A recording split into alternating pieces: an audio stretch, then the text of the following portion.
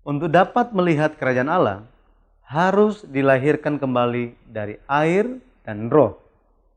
Apa maksudnya?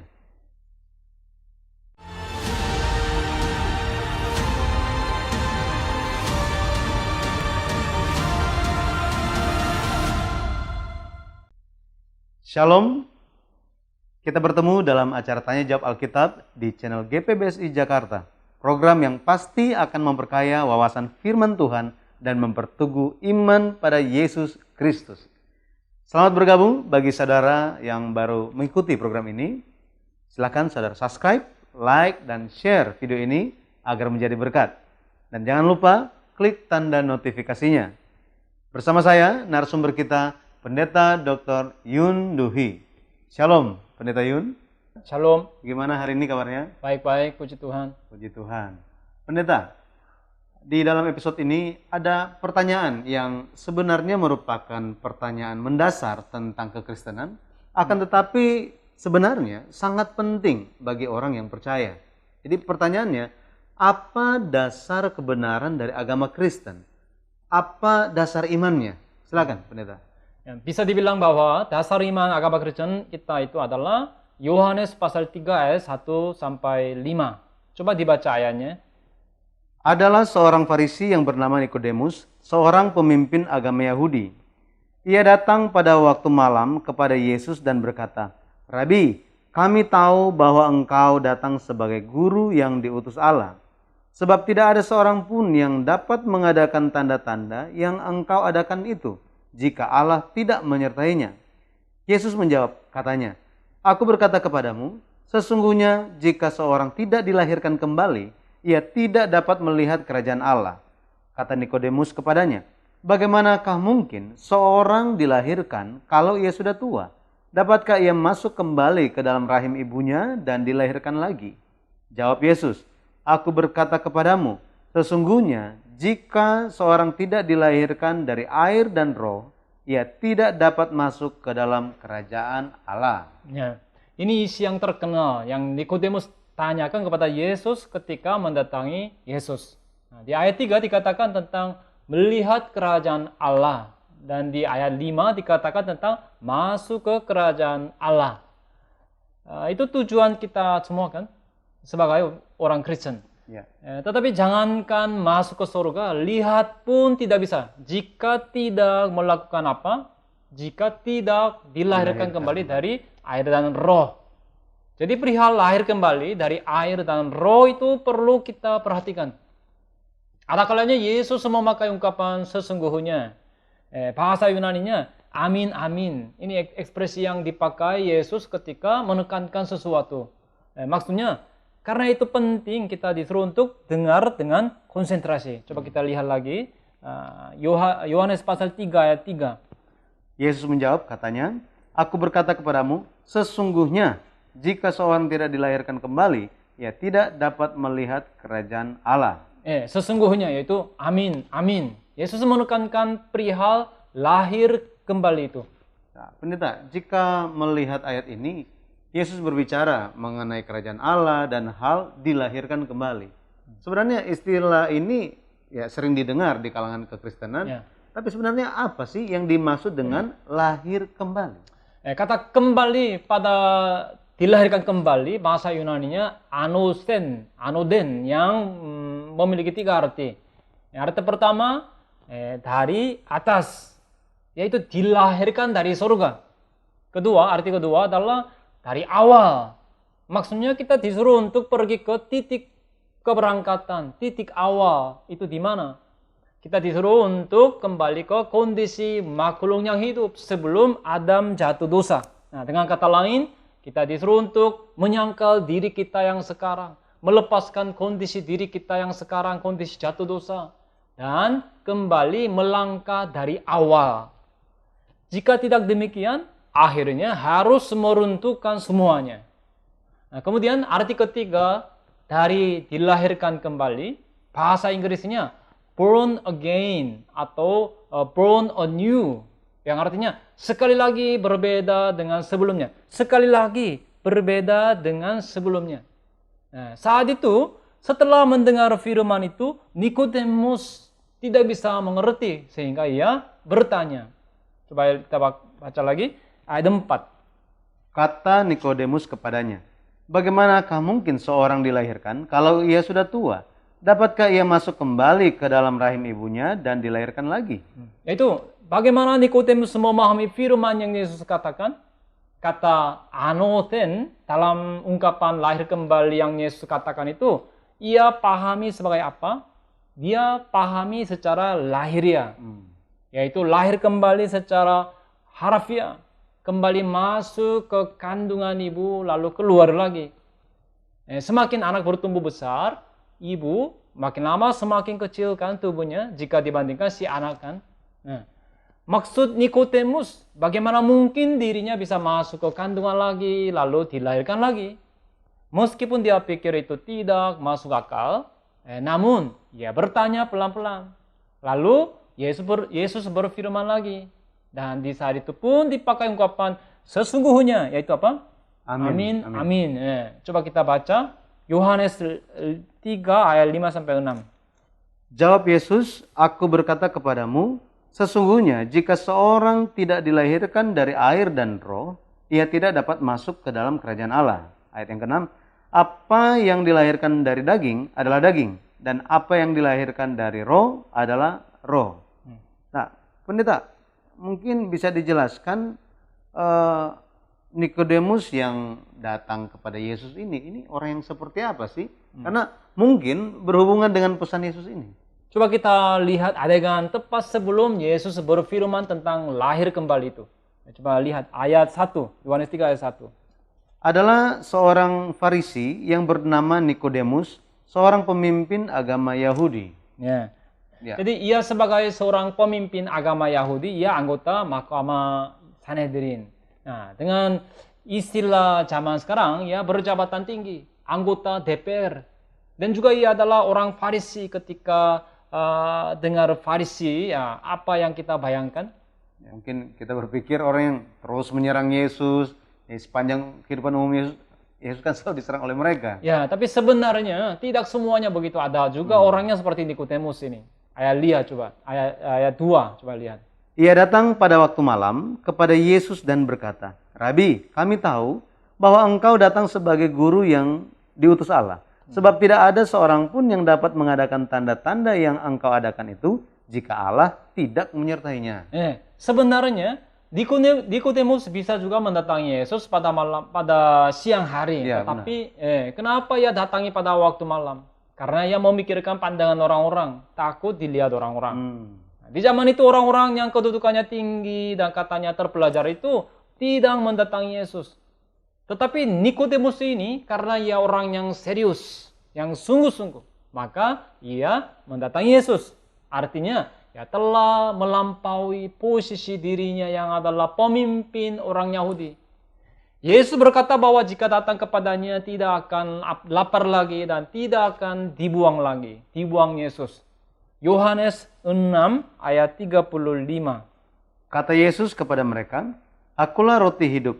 Barang siapa datang kepadaku, ia tidak akan lapar lagi. Dan barang siapa percaya kepadaku, ia tidak akan haus lagi. 37 juga selanjutnya, 37.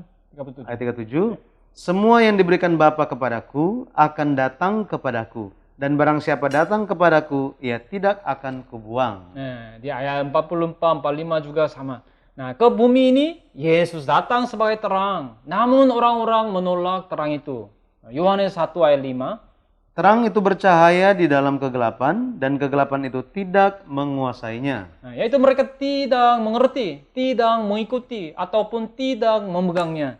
Dan karena mereka tidak datang kepada Yesus, mereka juga tidak bisa sadar tentang terang itu. Tetapi bagaimana dengan Nikodemus? Ya, secara proaktif datang ke hadapan terang itu. Maka dari posisi Yesus, pasti ada sukacita kan? Seperti menemukan mutiara. Nah, jika begitu, Nikodemus memahami Yesus sebagai apa? Ia mengaku seperti ini ketika pertama bertemu. Engkau adalah Rabi, guru yang datang dari Allah. Jika lihat tanda yang Anda lakukan, pastilah engkau sosok yang disertai Allah. Nah, di kemudian hari setelah kebangkitan Tuhan, Thomas mengaku seperti ini. Coba buka Yohanes 20 ayat 28. Thomas menjawab dia, "Ya Tuhanku dan Allahku." Tetapi Nikodemus di dalam Yohanes pasal 3, dia mengenali Yesus sebagai sosok yang disertai Allah. Yang ia yakini tersebut katanya karena ia telah melihat tanda yang Yesus lakukan. Tepat sebelum Nikodemus datang, di pasal sebelumnya apa yang Yesus lakukan? Di Yohanes pasal 2 ayat 23. Ketika Yesus tinggal di Yerusalem, Yesus melakukan tanda-tanda. Pendeta, apakah ini berarti Nikodemus ingin bertemu dengan Yesus karena dia telah melihat segala mujizat yang Yesus lakukan? Terlebih dahulu kita harus tahu apa itu tanda. Tanda itu bukan mujizat atau hal-hal ajaib semata. Nah, saudara, jika orang hanya mengejar mujizat saja, lama-kelamaan imannya jadi bagaimana? Kita bukannya jadi mengikuti kehendaknya dan bersandar padanya. Allah itu hanya menjadi sosok yang mengabulkan keinginan diri kita, kemauan diri kita saja. Yaitu kita hanya akan jadi mengejar kemauan kita saja. Dan kepribadian kita tidak akan berubah. Lebih parah lagi, ketika lihat, oh Allah mengabulkan harapanku ya, jadi bagaimana? Akan jadi berpikir begini, wah aku ini orang yang cukup hebatnya. Nah, pada akhirnya ketika hanya mengejar mujizat saja itu bukan orang yang beriman yang sehat. Jadi tanda-tanda yang Yesus lakukan ini memiliki makna apa bagi Nikodemus ini? Dalam tanda di situ terkandung kehendak untuk menampakkan Yesus itu siapa. Jadi lewat tanda yang Yesus lakukan, Nikodemus menerima bukti penegasan bahwa Yesus adalah sosok yang benar-benar disertai Allah. Dan ketika pertama kali bertemu, ia mencurahkan tentang apa yang ia tahu tentang Yesus. Di zaman itu, bagi orang-orang Yahudi, merajalela harapan akan Mesias politik. Pastilah pada Nikodemus pun tidak jauh berbeda sudut pandang tentang Mesiasnya. Tapi Nikodemus merasakan, oh beliau itu sosok yang sangat berbeda ya. Maka ada juga sesuatu yang masih kurang jelas sehingga ia mau konfirmasi, mau tahu dengan benar-benar tepat. Akhirnya, ya bukannya mau memutuskan setelah dengar desas-desus saja, melainkan ia mau tahu dengan jelas. Itu sebabnya ia langsung mendatangi. Pendeta, saya jadi teringat, Yohanes Pembaptis kan dia pernah menjadi orang yang sangat terkenal pada zaman itu. Dan ada juga orang-orang Yahudi yang mendatangi dia untuk cari tahu ini identitasnya yang sebenarnya itu apa sih. Nah, apakah orang-orang yang mendatangi Yohanes Pembaptis bisa disamakan dengan Nikodemus ini? Nah, jika lihat Yohanes 2, orang-orang Farisi pernah mengirim orang kepada Yohanes Pembaptis untuk tanya siapa identitas Yohanes Pembaptis. Nah, setelah datang kepadanya, mereka bertanya, siapakah kamu? Nah, tetapi saat itu hati mereka bukannya dengan rendah hati mau belajar, mau mengenal, dan mau sadar. Pendeta Abraham Park, sang penulis buku Sejarah Penebusan, sering berkata seperti ini. Dari anak kecil berumur 3 tahun pun, misalnya, ya, ada hal yang bisa kita pelajari. Tapi orang-orang Farisi yang mendatangi Yohanes Pembaptis, mereka datang dengan hati yang sudah terpaku dengan stigma bahwa Yohanes Pembaptis itu bukan siapa-siapa. Mereka berlagak tahu semuanya dan berbangga seolah-olah tahu segalanya. Tapi Nikodemus tidak bertanya, siapa Anda? Seperti yang orang-orang tanyakan.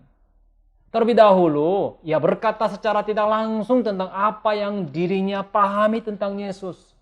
Nah, seperti demikian, kepada Nikodemus yang mendatangi Yesus pada malam hari untuk sadar dan mengenal apa yang Yesus katakan. Yesus langsung to the point dan menyampaikan firman yang diperlukan baginya. Itulah firman tentang lahir kembali. Dan itulah yang menjadi kebenaran mendasar dari agama Kristen kita hari ini. Nah, itulah ayat yang menjadi dasar iman kita. Jika begitu, pendeta, apa arti anosen ini dilahirkan kembali yang Yesus katakan? Tadi dikatakan bahwa Nikodemus memahami kata anoden ini itu sebagai benar-benar dilahirkan kembali. Makanya apa yang Yesus jelaskan lagi dengan menguraikannya. Nah, itulah ayat 5, yaitu haruslah dilahirkan dari air dan roh. Itulah anosen, yaitu dari atas, dilahirkan dari atas atau dari surga. Itu maksudnya bukannya dilahirkan dari bumi, melainkan dari atas. Maksudnya harus lahir dari surga baru bisa melihat kerajaan Allah. Nah, kita disuruh untuk menyangkal diri kita, melepaskan kondisi diri kita saat ini dan melangkah kembali dari awal. Segala sesuatu ada waktunya dan kini waktunya untuk melepaskan hukum Taurat. Lalu disuruh untuk menyambut Yesus yang datang dengan kasih karunia dan kebenaran. Kalau di Alkitab dikatakan perkataan yang tepat pada waktu itu betapa indahnya kan. Misalnya kita memegang firman tentang A, lalu firman B keluar. Jika begitu kita haruslah lepaskan A lalu memegang firman B. Jika mau menerima firman anggur baru, kita harus mempersiapkan kantong kulin yang baru. Coba ya buka Matius 9 ayat 17. Begitu pula anggur yang baru tidak diisikan ke dalam kantong kulit yang tua. Karena jika demikian, kantong itu akan koyak sehingga hancur, sehingga anggur itu terbuang dan kantong itu pun hancur. Tetapi anggur yang baru disimpan orang dalam kantong yang baru pula. Dan dengan demikian terpeliharalah kedua-duanya. Satu lagi, Roma pasal 8 ayat 5 sampai 6. Sebab mereka yang hidup menurut daging memikirkan hal-hal yang dari daging. Mereka yang hidup menurut roh memikirkan hal-hal yang dari roh. Karena keinginan daging adalah maut, tetapi keinginan roh adalah hidup dan damai sejahtera. Jika begitu, ketika kita dilahirkan kembali sehingga mata kita menjadi cerah, maka apa yang terjadi? Kita akan menjadi sadar suatu fakta yang baru. Bagaimana caranya supaya tibanya kerajaan Allah itu dapat kita lihat? Kita haruslah dilahirkan kembali. Dengan apa? Dengan air dan roh. Masih ada pembahasan lebih lanjut mengenai hal ini. Dan kita akan lanjut di sesi berikutnya ya. Baik, terima kasih Pendeta Yun telah menjawab pertanyaan kita pada hari ini. Demikianlah saudara, penjelasan mengenai dasar iman orang Kristen. Bagaimana pendapat saudara tentang pembahasan hari ini? Silakan tuliskan pendapat atau pertanyaan saudara pada bagian komentar. Mari terus ikuti dan dukung program ini sehingga makin memberkati banyak orang. Sampai bertemu pada Tanya Jawab Alkitab GBBC Jakarta selanjutnya. Tuhan memberkati dan Shalom.